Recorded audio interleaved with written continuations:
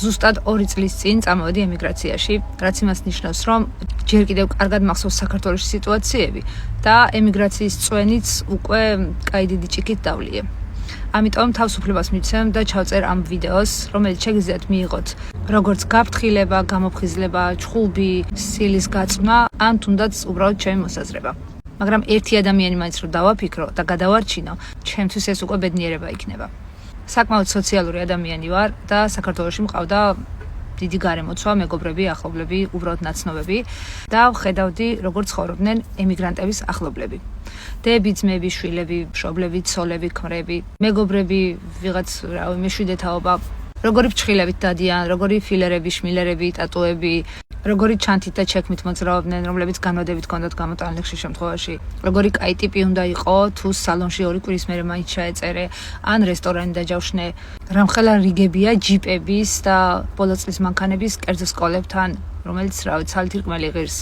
დაბადების დღეები პარაგრაფში, ევროპაში და არა ამ ქვეყნიურ ფასიან ზავიძენიეებში, აღარაფერს ვამბობ ბანკეტებზე, ქორწილებზე და დაკრძალვებზეც კი. და ისიც კარგად მახსოვს, ეგეთები მე როგორ დამცინოდნენ, რატო დადიხარ $2000 მანქანით, რატო მუშაობ 20 ლარად ფრჩხილებზე, რატო ისვენებ 30 ლარად ყურექში, ქმარი ყავს ამერიკაში. და მე რა მიკვირს იცით ამ დროს? ჩემი ქმარი მყავდა ამერიკაში, სხვისი ხო არა. შენი დედა ემიგრაციაში, სხვისი ხო არა. შენი ცოლია და შენი დაა. ახლა დაახლოებით შევეცდები ემიგრანტების ახლობლებს რეალურად, დეტალურად დავანახო, როგორ შოულობენ ისინი აქ თითოეულ ცენტს. არ ვისაუბრებ დალაგებებზე და მოხუცის მოვლაზე, იმიტომ რომ მგონი არ არის საჭირო.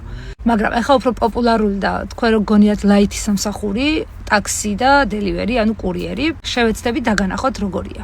განსაკუთრებით იმ ემიგრანტების ცხოვრებას უსვამ ხაზს, ვინც მარტოა ჩამოსული ოჯახის წევრების გარეშე. ადამიანი ჩამოდის, რა თქმა უნდა, ფინანსური პრობლემებით. ანუ უკაპიკოთ. ბევრი უენოთ და ბევრი უსაბუთოდ. და 90-95%-ს არავინ ხვდება აქ, რომ გზაზე დააყენოს.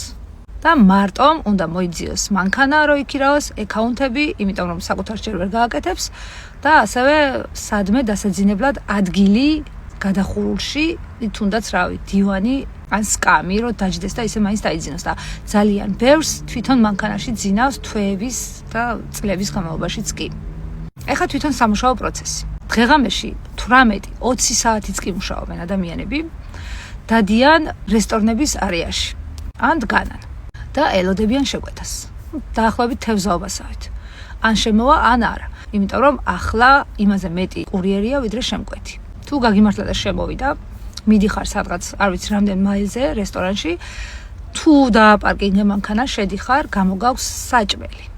რომელიც შეიძლება იმდენი იყოს, რომ თავზე გელაგოს და თუ სითხეებია განსაკუთრებით გაგიმართლა. ეს საჭმელი ისე კომფორტულად უნდა მოათავსო მანქანაში, რომ მერე კლიენტისკენ წახვიდე ჩქარა და ნელა, ისე რომ თან არ დააგვიანო, თან ეს წვენები და ყავები სახეში არ შეგესხას, რამდენჯერაც მოუხვევ და დაამუხრუჭებ, ან ორმოში ჩაარტყავ. თუ ეს შენი კლიენტი საკუთარ სახლში ცხოვრობს, ძალიან იღბლიანი ხარ, მაგრამ უმეტესად ხვდები ისეთ ადგილზე, სადაც არის 2000 კორპუსი, თითოეულს აქვს 700 შესასვლელი, გამოსასვლელი და ლიფტი და სართული. ეხლა დადგე და ეძებო, უნდა შეისწავლო მისი საევაკუაციო რუკა, ძლივ სადღაც მოძებნო, დატოვო, ჩამოხვიდე და სადაც ადგილი ნახე იქ რო დატოვე შენი მანქანა, გხვდება $73 პარკინგის ჯარიმა.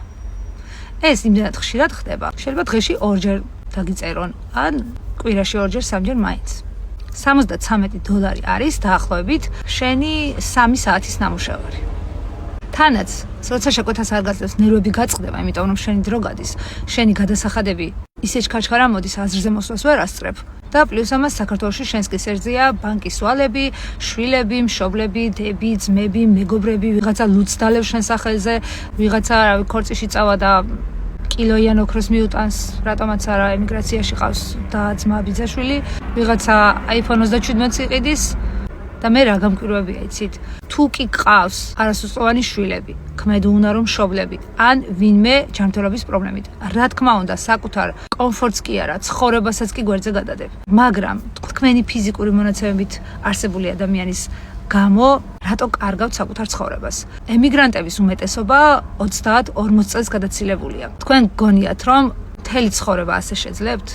15-20 წლის შემდეგ, მაშინ როცა თქვენი თავისთვის $100 არ გაქვთ გადადებული, თმას არ იღებავთ, ტანსაცმელს არ იცვლით, ბინაში სადღაც კარადის თავზე ქირავთ ადგილს, იმიტომ რომ ფული დაზოგოთ და კომფორტულად ტუალეტშიც კი ვერ შედიხართ. თეატრი, რესტორანი, სალონი და ადამიანური ცხოვრება საერთოდ დაგავიწყდათ რა არის. და ამ დროს თქვენი სრულწლოვანი, სრულფასოვანი, ქმედუნარიანი ახლობლები არ ikლებენ არც ერთ კომფორტს დედამიწაზე.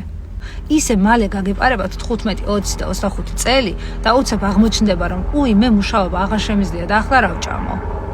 და ამ დროს ანგარიშზე გექნებათ მხოლოდ გზავნილები. უკვე დიდი ხნის გამოცდილება გვაქვს ქართველებს ემიგრაციის და ბევრი ისტორიაც გაქვთ ალბათ წაკითხული, როგორ დაბრუნდნენ 10 და 15 წლის შემდეგ საკუთარ ოჯახებში და საძინებელიც კი არ აღმოაჩნდათ თავისივე ფულით გარემონტებულ ან აშენებულ სახლებში.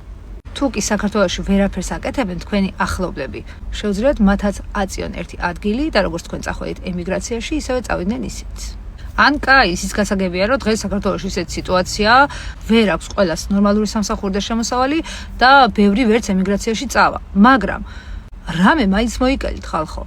გასაგებია საჭმელი, გაზის ფული, დენის ფული და წამალი. მაგრამ ახლა თმები თუ არ დაიგრძელეთ და პარაგრაფებში არიარეთ წელიწადში 3-ჯერ და ევროპაში 4-ჯერ, ხო შეიძლება რომ თქვენ შეხვიდეთ მის მდგომარეობაში, ვინც თქვენს მდგომარეობაში შედის კი არა, თქვენს მაგივრად ცხოვრობს ფაქტიურად. და რა სინდისი გიშვებთ, როცა იმათ თავსაკუთარი ცხოვრება გადადებული აქვთ იმისთვის, რომ თქვენ ფილერები იკეთოთ. და მე ძალიან მიკვირს ზოგადად ბევრი პოსტი იწერება, სულ ჩვენ რო ვაგზავნითო საქართველოდანაც, ხო შეიძლება რაღაცით გაგვახარონო, ან კიდე ზოგი ტელეფონზეც არ პასუხობსო, ერთი ვიდეო ჩავწერე ადრე და იქ იმდენი კომენტარი დაიწერა, რომ ერთხელ არ მოგიკითხავენ, მარტო ფულისთვის გწერენ. და მართლა ვერ ხვდები რატო აკეთებთ ამას. ერთადერთი და მყავს და ერთი დედა საქართველოში და $100-ც კი არ გამიგზავნია დაბადების დღის გარდა. იმიტომ რომ მე აქ ჩემი ცხოვრება არ დამილაგებია და მე რომ მათ ასე მეტიჩრულად ფული ვუგზავნო, აქ ქუჩაში დავრჩები. მე აქ შრომ ჩემი ოჯახისთვის, ჩემი და იქ შრომობ საკუთარი ოჯახისთვის. არ არის წამოწოლილი და არ ელოდება ჩემი და ამერიკაშია და რა არის ახლა მაგისთვის $400-500-ო. და ვერ ხვდები თქვენთვის თუ არიან დები, ძმები, შვილები და მეგობრები, იმათთვის თქვენ ვინ ხართ. როცა ისე გვექნება ცხოვრება მოწყობილი, რომ საკუთარი ოჯახის საჭიროებები უკვე უზრუნველყოფილი გვაქვს და გვაქვს სტაბილური შემოსავალი, ჩემდაზე უკეთესი მართლა არავინ მყავს. და ასევე ალბათ თქვენც. მაგრამ ამ კონდიციას რომ მივაღწიოთ, ჯერ სწორად უნდა გავკარგოთ ის, რაც ახლა გვაქვს. კიდევ ვიმეორებ, თუ ვინმეს რამე უჭირს და სიკვდილის სიცოცხლის საკითხია, რა თქმა უნდა მის გვერდით დადგებით. მაგრამ რატო არის აუცილებელი თქვენი ახლობლების ლაქშერი ცხოვრება მიაროს თქვენს თირკმელზე, ფილტვებზე, ნერვებზე, გულზე, ახალგაზრდობაზე, ზოგადად თქვენს ცხოვრებაზე. ანუ თქვენს ერთ ცხოვრებას ხარჯავთ სრულად უხალისოდ იმისთვის, რომ სხვებმა იხალისონ კი არა, რავი, იგულაონ. იმედია ეს ვიდეო კაი შემოლაწუნება იქნება და ემიგრანტები გაიღვიძებთ, ხოლო ემიგრანტების ახლობლებში სინდისი გაიღვიძებს.